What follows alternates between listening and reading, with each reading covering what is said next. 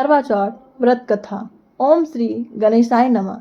यह कथा है एक स्त्री की त्याग, भक्ति और सच्ची श्रद्धा की। यह हमें सिखाती है व्रत का अर्थ, समर्पण और विश्वास।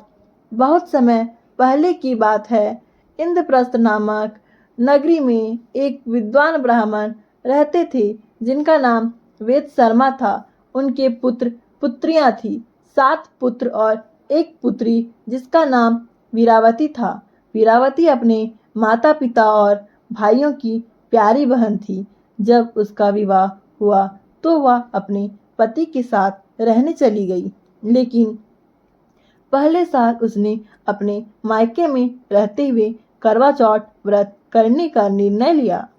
व्रत के दिन सरगी ग्रहण किया, प्रातःकाल एक हल्का भोजन लिया ताकि दिन भर भूख और प्यास सहने की शक्ति बनी रहे।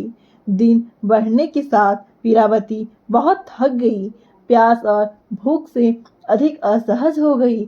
उसकी स्थिति देखकर भाई उसे न खाने पीने के लिए मनाने लगे, लेकिन वीरावती व्रत नहीं तोड़ना चाहती थी क्योंकि उसका दिल उसके पति की लंबी आयु और भलाई की कामना से भरा था।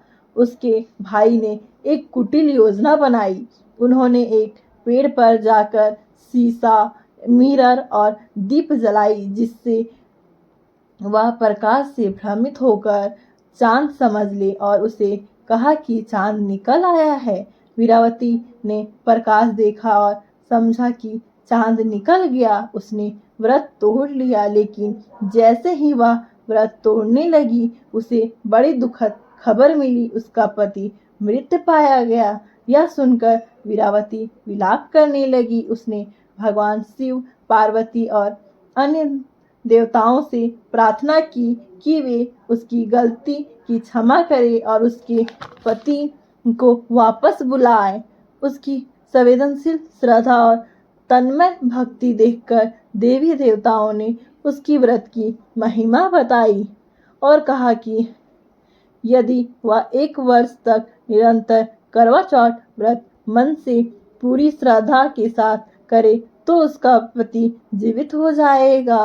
वीरावती ने अगले वर्ष से लगातार करवा चौथ व्रत करना आरंभ किया। बिना किसी भड़काव, दृढ़ निश्चय और पूर्ण समर्पण के साथ उसने श्रवण, पूजा, कथा, उपासना सब उसी भक्ति भाव से किया। अंततः देवी देवताओं की कृपा हुई और उसका पति पुनः जीवित हो गया। उसने पूरी वर्ष अपने घर में सार्वजनिक और व्यक्तिगत रूप से सेवा, श्रद्धा और त्याग के साथ व्रत का पालन किया। अतः अंत में जब उसका पति स्वस्थ होकर लौटा, उसने उस दिन को यादगार बनाया और व्रत की महिमा को लोगों को सुनाया। कथा का मूल संदेश यह है कि व्रत सिर्फ भोजन व पानी त्यागना नहीं है, यह है मन, भावना, श्रद्धा, आत्मीयता और ईश्वर समर्पण। करवा माता की जय, सभी देवताओं की जय। जय भोलेनाथ, हर हर महादेव।